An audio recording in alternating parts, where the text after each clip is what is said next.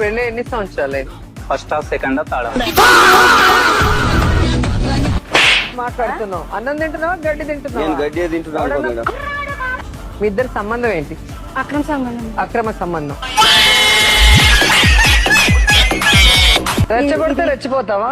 రెచ్చగొడతాడు అంటే మరి అది నీ చేతుల్లో ఉండాలి. రెచ్చిపోతారండి కొంతమంది. మరి ఏమయ్యాడు మొదటోడు?